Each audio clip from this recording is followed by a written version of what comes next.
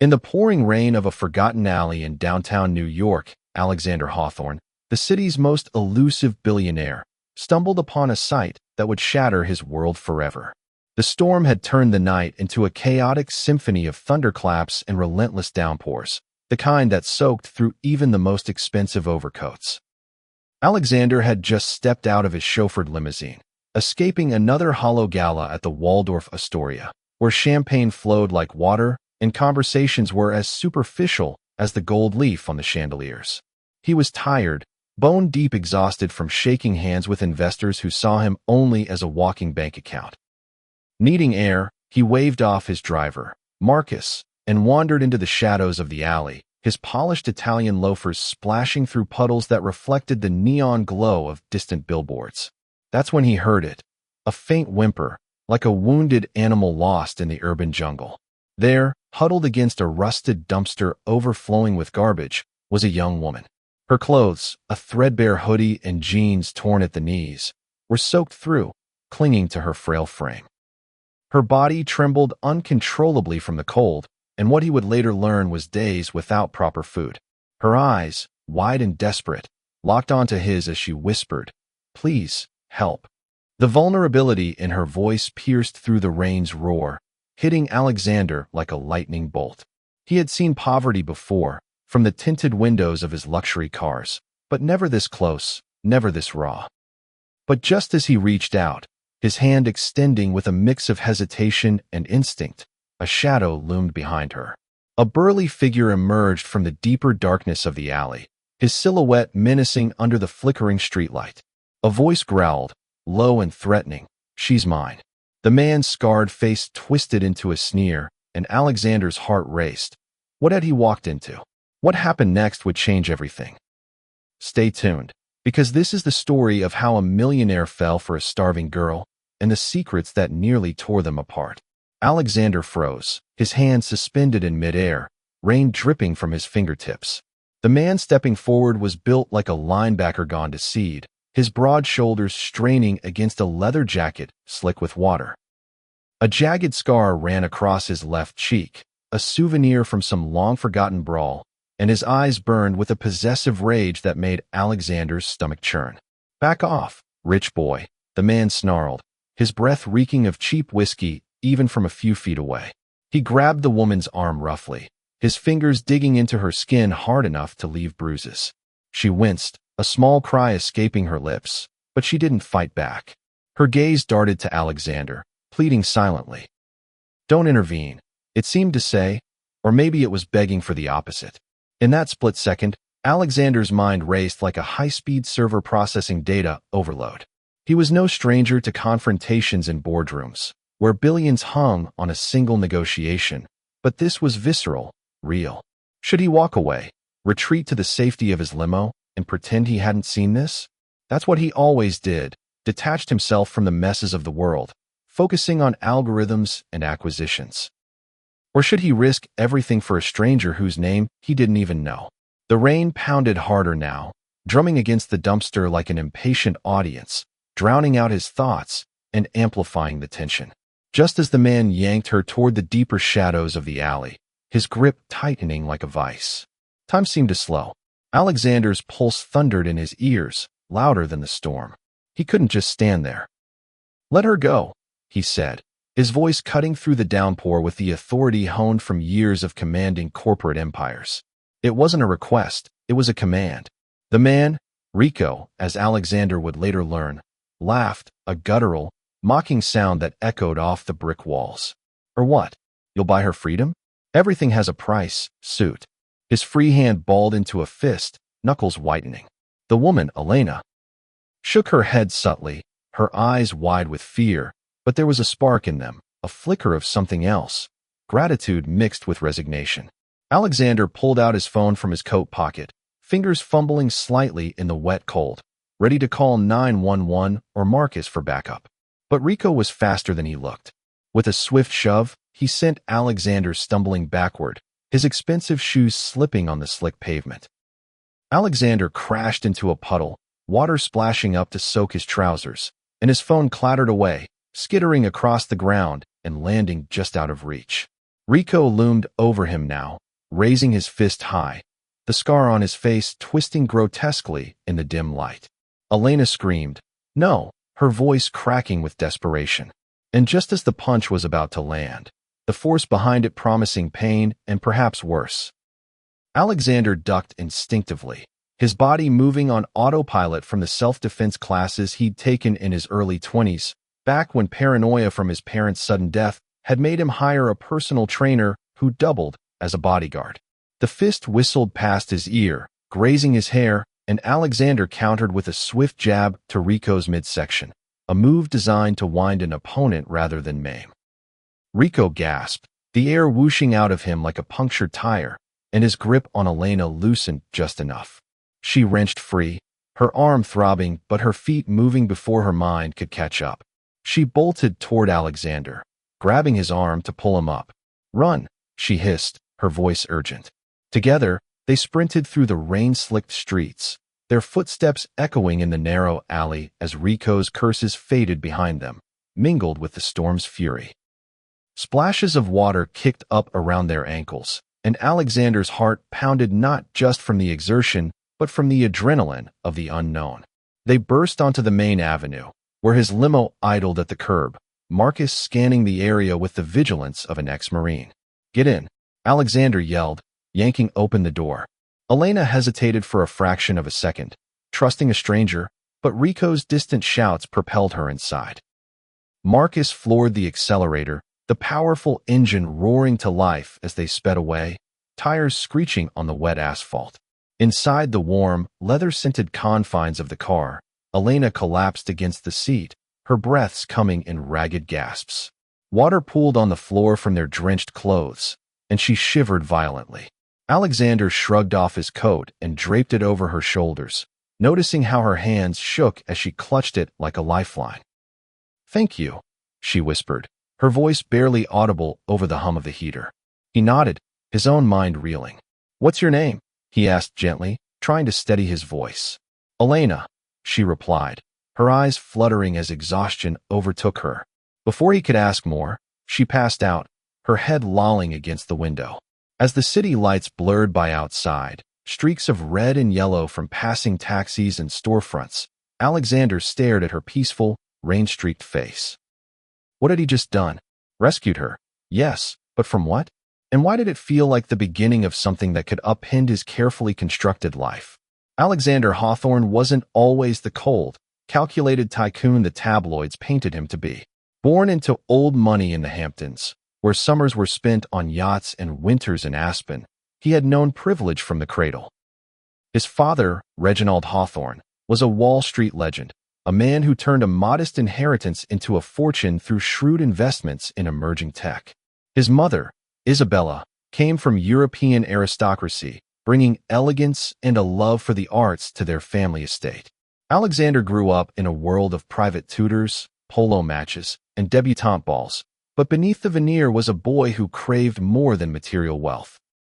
He tinkered with computers in his room, writing his first code at age 12, a simple program that tracked his allowance investments in comic books. His parents encouraged his curiosity, enrolling him in elite STEM programs, but tragedy struck when he was just 18. A private plane crash during a family ski trip claimed both their lives, leaving Alexander orphaned and heir to a vast empire. The grief was overwhelming. He buried himself in work, graduating summa cum laude from MIT at 20 and launching Hawthorne Industries from his dorm room. The company revolutionized AI with algorithms that predicted market trends with uncanny accuracy, catapulting him to billionaire status by 25. Now at 35, he was one of the youngest on Forbes' list, his net worth fluctuating in the tens of billions depending on stock prices. But success came at a steep cost. Endless nights alone in his penthouse, surrounded by minimalist luxury, marble floors, abstract sculptures, and floor-to-ceiling windows that offered panoramic views of the city, but no real companionship. He dated sporadically, models from Milan Fashion Week, socialites from old money families, but they were all the same, drawn to his wallet, his private jets, his invitations to exclusive events. Conversations revolved around shopping sprees or celebrity gossip, never delving into the loneliness that gnawed at him. Deep down, Alexander craved something real, something that money couldn't buy or manipulate.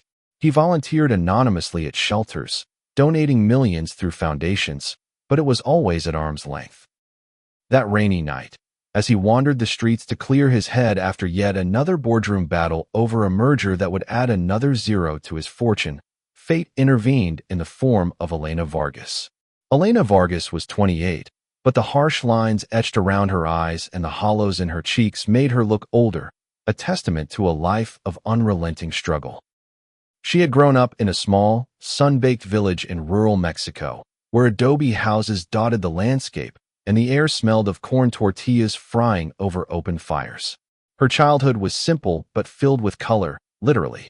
Elena discovered her passion for art at age 5, when her mother, Maria, gave her a box of crayons scavenged from a tourist shop. She drew everything. The vibrant marigolds in their garden, the stray dogs wandering the dirt roads, the majestic mountains that framed their horizon.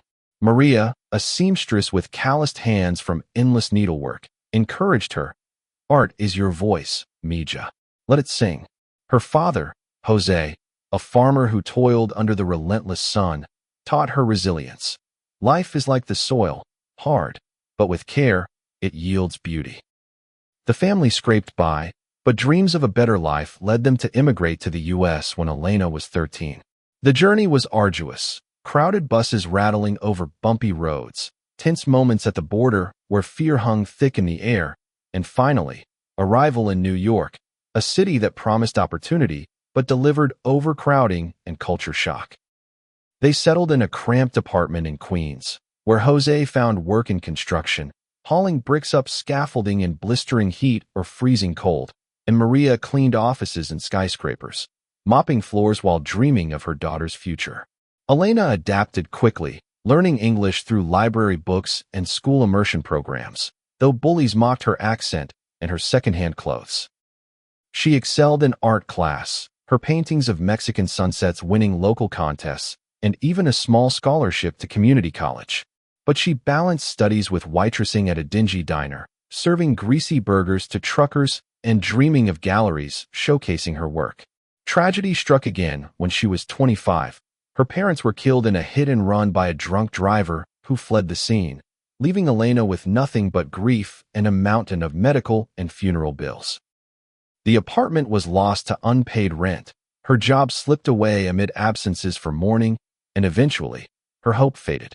For months, she survived on the streets, scavenging for food in dumpsters behind restaurants, dodging the dangers of the night, catcalls from passers-by, theft from fellow homeless, and the constant gnaw of hunger that made her stomach cramp like a vice. Rico entered her life as a false savior, a lone shark who preyed on the desperate in the underbelly of the city. She borrowed from him to bury her parents with dignity, but the interest rates ballooned, turning a small debt into a noose. Now, he claimed ownership over her, forcing her to run errands, or worse, all while threatening violence if she didn't pay up. They arrived at Alexander's penthouse on the 80th floor of a gleaming tower overlooking Central Park, the elevator ride smooth and silent, a stark contrast to the chaos below. Marcus, ever the loyal aide, helped carry the unconscious Elena inside, his strong arms gentle as he laid her on a plush guest room bed. The penthouse was a fortress of modern design, white walls adorned with minimalist art, a grand piano in the living room that Alexander rarely played, and a kitchen stocked with gourmet ingredients he seldom used. Alexander summoned his private doctor, Dr. Lena Thompson, a no-nonsense woman in her 50s who'd been on retainer since his parents' crash. She arrived within 20 minutes, her medical bag in hand, and examined Elena with professional detachment. Severe malnutrition, dehydration, hypothermia setting in from the exposure, Dr. Thompson diagnosed, hooking up in 4-drip for fluids. Bruises on her arms, old and new. She's been through hell, physically and likely emotionally. She needs rest, nutrition, and time. Alexander nodded, his jaw tight. Do whatever it takes. He instructed his housekeeper, Mrs. Patel, a kind Indian woman who'd been with him for years, to prepare warm clothes and a hot meal for when Elena woke. As Elena slept under the soft glow of a bedside lamp, her chest rising and falling steadily. Alexander sat in an armchair nearby, watching her. Her dark hair fanned out on the pillow, and even in repose, there was a quiet strength to her features. High cheekbones, full lips, eyes that he remembered as deep brown pools of resilience. For the first time in years, he felt a pull, a genuine desire to protect someone not out of obligation, but from a place deep within his guarded heart. But doubts crept in like shadows. Was he just playing the hero to assuage his own guilt over his privileged life? Or was this the start of something deeper, something that could fill the void he'd ignored for so long? When Elena awoke the next morning, sunlight streamed through the floor-to-ceiling windows, casting golden hues across the room and illuminating the park below like a verdant oasis in a concrete jungle. She bolted upright, her heart racing as disorientation hit her. The bed was too soft, the sheets too clean. Where was the cardboard mat, the alley's chill? "Where am I?" she gasped, her voice hoarse from the night before. Alexander entered the room carrying a tray laden with breakfast. Fresh strawberries, scrambled eggs fluffy with herbs, whole grain toast slathered in butter, and a steaming cup of coffee that filled the air with its rich aroma. He set it down on a side table, his movements careful not to startle her. "You're safe," he said simply, his blue eyes meeting hers with a steadiness that calmed her slightly. "I'm Alexander. You were in bad shape last night in that alley. I brought you here to recover." Tears welled in her eyes as fragments of memory flooded back. The rain, Rico's grip, the stranger's intervention. She pulled the covers up to her chin, self-conscious in the oversized pajamas Mrs. Patel had dressed her in. "Why? You don't even know me." Alexander sat at the foot of the bed, keeping distance. "Because no one should be left like that. Tell me what happened, if you want." Haltingly, she shared her story.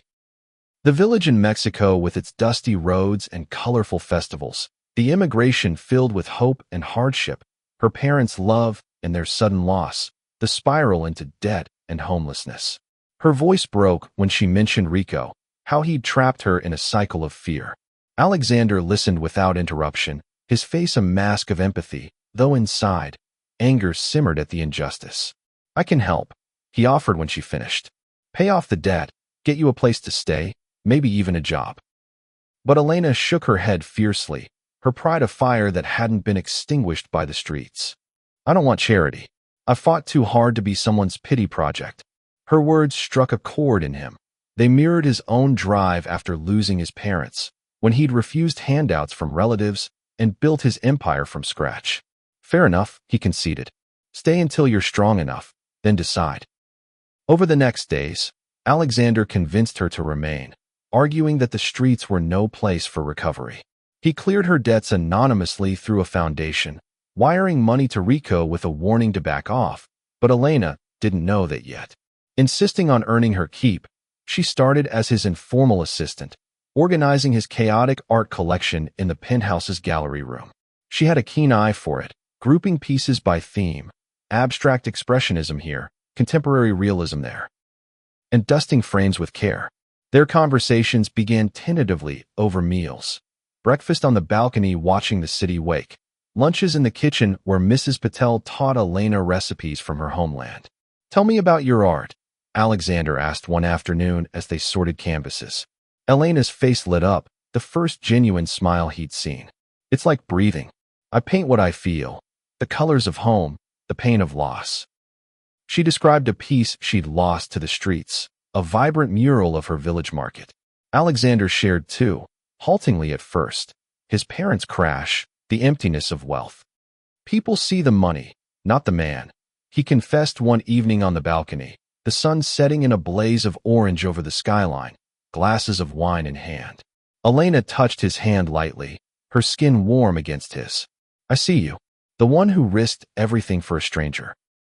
In that moment, sparks flew, an electric current passing between them, but neither acted on it. The air grew thick with unspoken feelings, and as weeks turned to months, their bond deepened like roots taking hold in fertile soil. Alexander took her to galleries in Soho, where her passion reignited amid the scents of oil paint and the hum of artist discussions.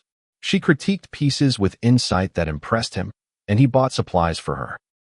A studio space in the penthouse, easels, brushes, palettes bursting with colors. Elena painted again, her canvases filling his sterile home with vibrancy.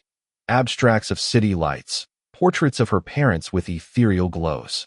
They shared laughs over takeout, Chinese one night, Mexican the next, Alexander fumbling with chopsticks, Elena teaching him Spanish phrases amid giggles. But challenges loomed like gathering storm clouds. Alexander's sister, Victoria Hawthorne, a sharp-tongued socialite in her early 40s who managed the family's charitable foundations from her Upper East Side townhouse, visited unannounced one crisp autumn day.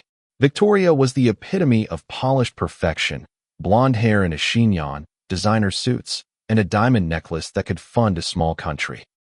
She breezed in, air-kissing Alexander, but her eyes narrowed when she spotted Elena in the gallery, rearranging sculptures. "Who is she?" Victoria demanded later in Alexander's study, her voice laced with suspicion as she sipped a martini. "A friend," Alexander replied defensively, his protective instincts flaring. "She's staying here while she gets back on her feet." Victoria's perfectly arched eyebrows rose. "From where? The gutter?" "Alex, darling, you're too trusting." Unbeknownst to him, she hired a private investigator, digging into Elena's past, the immigration records, the parents' accident report, the debts, the homelessness. Photos surfaced, Elena rummaging through trash, sleeping on benches. Victoria confronted them at a family dinner in the penthouse, the table set with crystal and silver, a roast beef centerpiece. "She's using you, Alex. Wake up. Look at this." She thrust forward a folder of evidence. Elena's face paled, humiliation burning her cheeks as she read the headlines in her mind. "I'm not," she started, but Victoria cut her off. "Save it, sweetheart."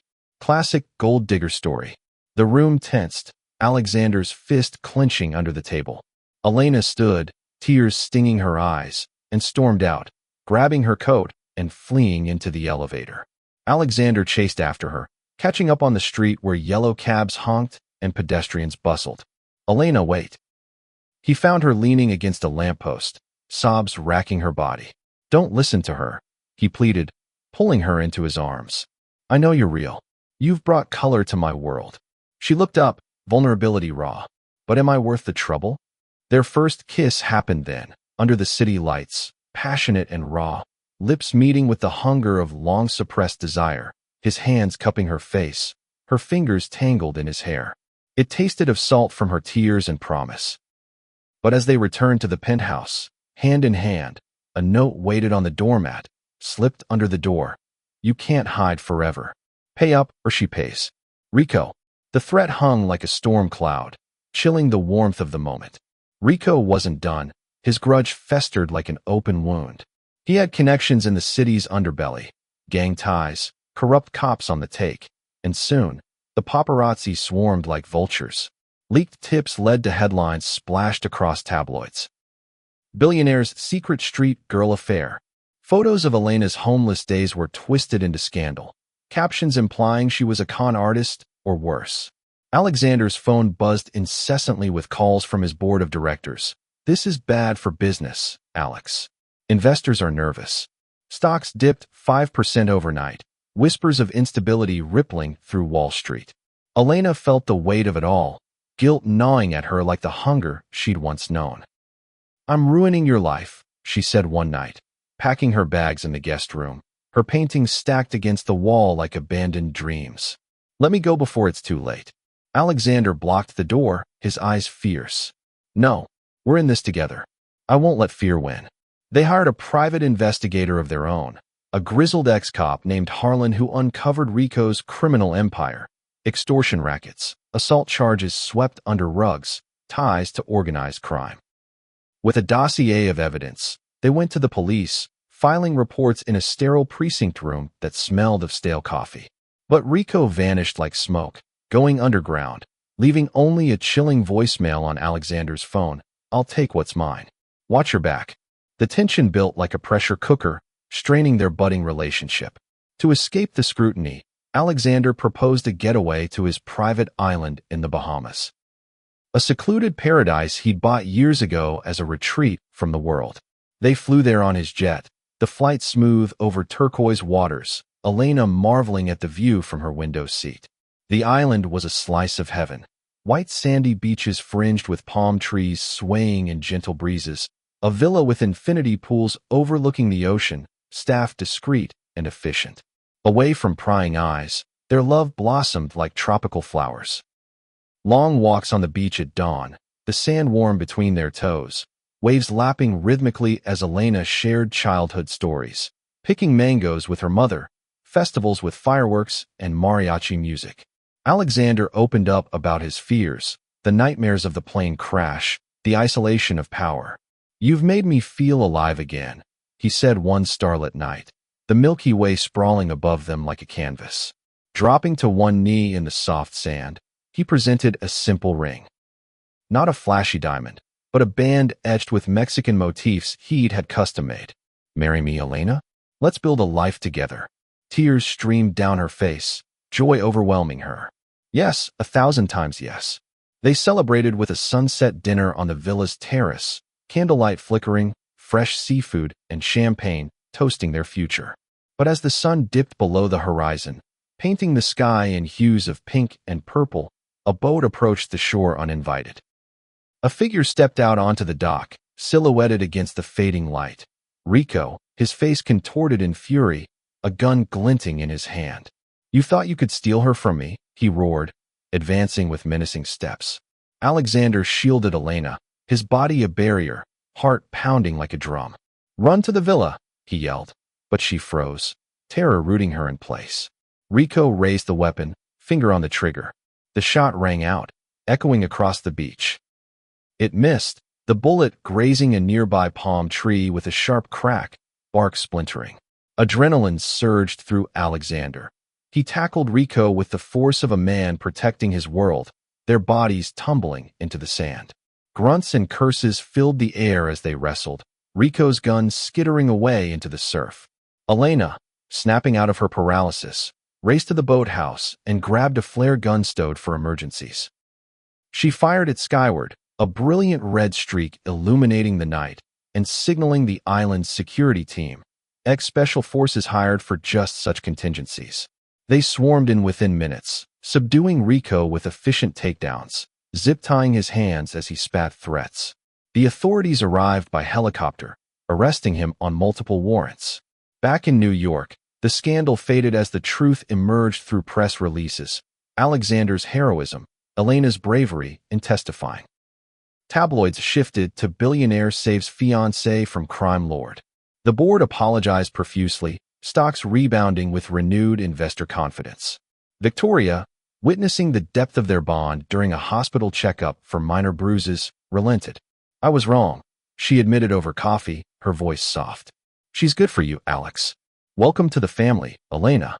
Their wedding was intimate, held on that same Bahamian island 6 months later, with only close friends and family. The venue was adorned with Elena's art, canvases of ocean scenes and love motifs draped like tapestries.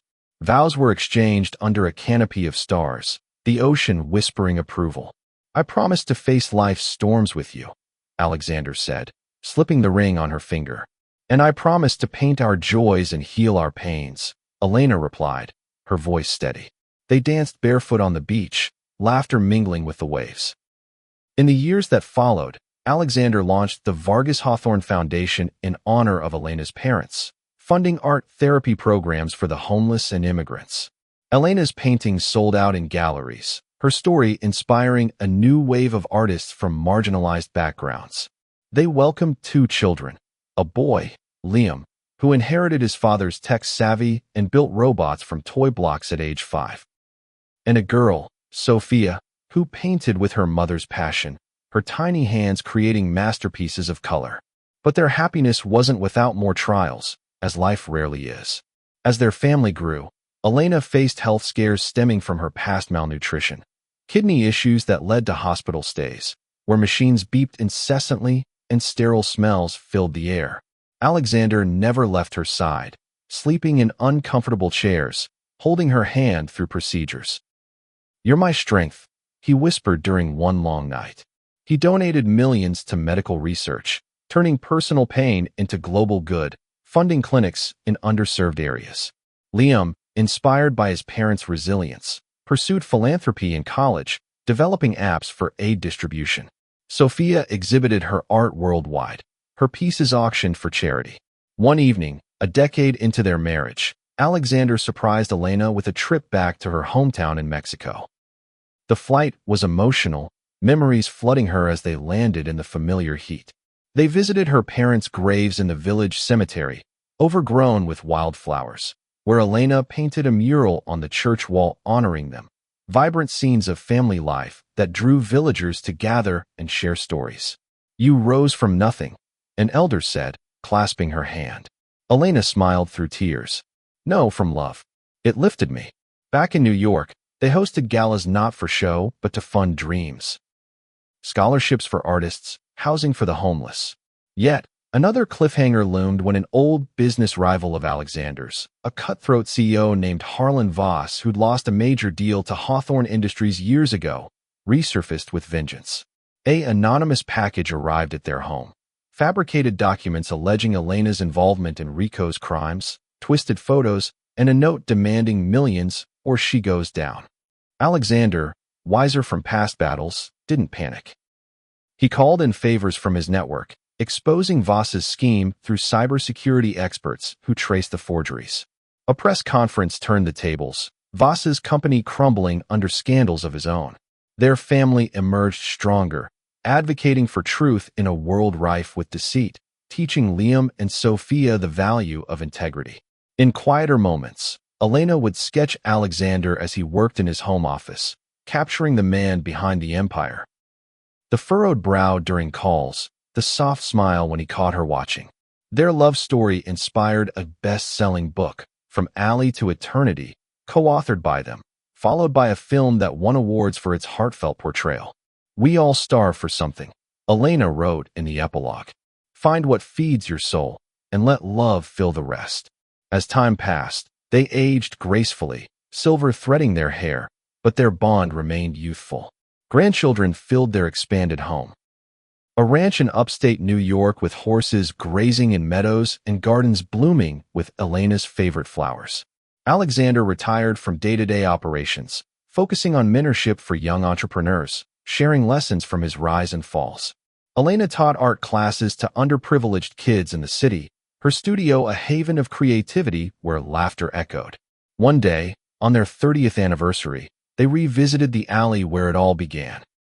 Transformed by their foundation into a community center, it buzzed with life. Hot meals served in a cafeteria, art classes in bright rooms, counseling sessions for those in need. "Look what we built," Alexander said, his arm around her waist, kissing her forehead. Elena nodded, eyes misty. From one rainy night to a lifetime of light. Their legacy endured long after. Foundations thriving across continents, lives changed by scholarships and support. The message echoed through generations. Love transcends barriers, heals wounds, and builds empires of the heart. Never underestimate the power of seeing someone truly, offering a hand, and watching miracles unfold. To delve even deeper into Elena's early struggles, let's paint a more vivid picture of her life before the alley. In her Mexican village, San Miguel de las Flores, the day started with the crow of roosters and the scent of fresh tortillas patted out by Maria's skilled hands. Elena would wake in their small home, sunlight filtering through cracked windows, and grab her sketchpad. She'd roam the fields, bare feet in the earth, drawing the birds flitting between cacti. Vibrant quetzal with iridescent feathers, humble sparrows pecking at seeds. "Why draw the ordinary?" a neighbor once asked. "Because everything has beauty," Elena replied, her young voice wise beyond years. Festivals were highlights. Dia de los Muertos with altars adorned with marigolds and sugar skulls, Elena painting faces on the offerings. But poverty shadowed joy, droughts ruined crops, forcing Jose to work extra jobs, his back bent from labor. Maria sewed late into nights, her eyes straining under dim lamps. When the decision to immigrate came, it was bittersweet. Packing involved tears, leaving behind grandparents, the family dog, the mural Elena had painted on their home's wall. The journey north was grueling.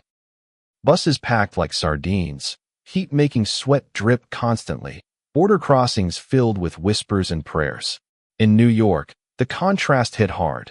Towering buildings blocked the sun, noise assaulted the ears, and the air smelled of exhaust rather than earth. Their apartment was a shoebox, walls thin enough to hear neighbors' arguments. But they made it home with Maria's embroidered curtains and Jose's potted plants. Elena's teen years were a whirlwind of adaptation. School was a battleground. English classes where she stumbled over words, math where numbers danced mockingly, but art where she soared. Her teacher, Ms. Ramirez, a fellow immigrant, noticed her talent. "You have a gift, Elena. Nurture it." She won a contest with a painting of the Statue of Liberty reimagined with Mexican motifs, earning a small grant. Waitressing at Dino's Diner meant greasy aprons, rude customers demanding more coffee, sweetie, and tips that barely covered bus fare. But she saved for college, enrolling in night classes at Queens Community College, studying fine arts while sketching patrons during breaks. Her parents beamed at her progress, Jose framing her first A paper, Maria sewing a portfolio case. The hit and run shattered it all. It happened on a rainy evening, much like the one with Alexander. Jose and Maria crossing a street after work, a speeding car veering out of control. Elena got the call at the diner, dropping a tray of plates in shock. At the hospital, machines beeping, doctors shaking heads. "I'm sorry." Grief consumed her like a black hole, days blurring into nights of tears and what-ifs. Selling their possessions, furniture, clothes, even her mother's sewing machine, barely covered costs. Rico appeared at the funeral home, slick in a suit, offering a friendly loan with a sympathetic smile. "Just to get you through, chica." The interest compounded weekly, turning $5,000 into $20,000 in months. Eviction came swiftly, belongings tossed on the curb. Streets became her reality. Parks for sleeping, public bathrooms for washing, soup kitchens for meals that never filled the void. Kind strangers helped. An old woman named Gladys sharing hot soup and stories of her own hardships, reminding Elena of humanity's flickers. But dangers mounted, harassment from drunks, theft of her backpack with her last sketchbook, illnesses from cold nights coughing up phlegm. One winter evening, she nearly froze in a doorway, whispering prayers to her parents. "Help me endure."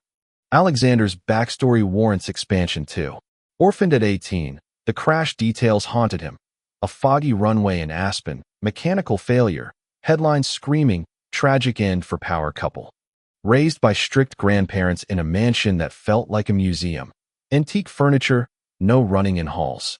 He learned stoicism early. Harvard Business School followed, but he dropped out to start his company, failures piling up. A first app that flopped, investors laughing him out of rooms. Perseverance paid off with AI breakthroughs, software that analyzed data patterns for finance, exploding into billions. Relationships faltered, an ex-fiancée, Clarissa, who left for a rival tycoon, citing his emotional unavailability. Friends were scarce. Marcus, met during a security detail, became family, sharing war stories from Iraq that grounded Alexander.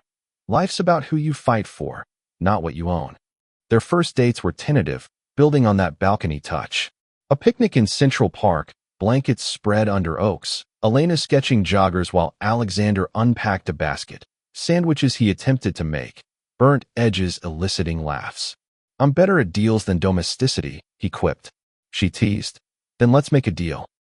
"You cook," I critique. Intimacy grew slowly, respecting her traumas, gentle hugs evolving to kisses, therapy sessions they attended together.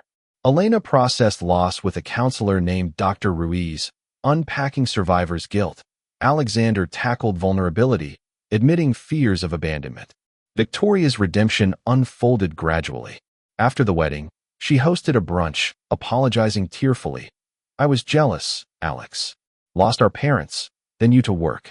Didn't want to lose you to her." They bonded over holidays, Thanksgivings with turkey and tamales, Christmases with gifts for charities. Victoria sponsored Elena's first solo exhibit, promoting it in high society circles. Rico's downfall was dramatic. The trial in a packed courtroom, Elena testifying with steady voice. He preyed on the desperate, turning pain into profit. Sentenced to 20 years, but Alexander pushed for prison rehab programs, believing in redemption for the repentant, though Rico showed none. Post-wedding adventures enrich their life. Travels to Paris for art at the Louvre, Elena sketching the Eiffel Tower. Tokyo for tech conferences, Alexander geeking over gadgets while she painted cherry blossoms. In Africa, volunteering at orphanages, Elena teaching drawing to wide-eyed kids, Alexander funding new schools. A close call during a safari. Jeep breakdown in lion territory, hearts racing as growls neared, but local guides rescued them, forging bonds over shared campfires, reinforcing community's power. Their children brought joy and challenges. Liam, born after a smooth pregnancy, was inventive from toddlerhood, disassembling toys to improve them. At school, bullying echoed Elena's past, kids mocking his weird inventions. They switched to a diverse public school, teaching empathy through family discussions. Sophia, 2 years younger, was artistic, her bedroom a gallery of finger paints. Teen rebellion hit when she was 15, running away after paparazzi hounded her at a school event, scared by flashing cameras. Found at a friend's, the reunion involved tears and promises of open communication. "We're a team," Alexander said. Elena's health scare deepened their resolve. Kidney failure from chronic malnutrition led to dialysis sessions, exhaustion weighing her down. The transplant wait was tense. Months of tests, false hopes. Alexander matched as a donor, insisting anonymously at first, but revealed during surgery prep, "Half my heart is yours anyway." Recovery was slow, Elena weak but determined, painting from her hospital bed. It inspired more donations, clinics in Mexico, research grants. Business twists added layers. Hawthorne Industries faced a hostile takeover from a Chinese conglomerate. Elena's insight during a late-night brainstorm. Integrating art into AI interfaces for user-friendly design sparked a pivot, saving the company and blending their worlds into innovative products. In later years, R.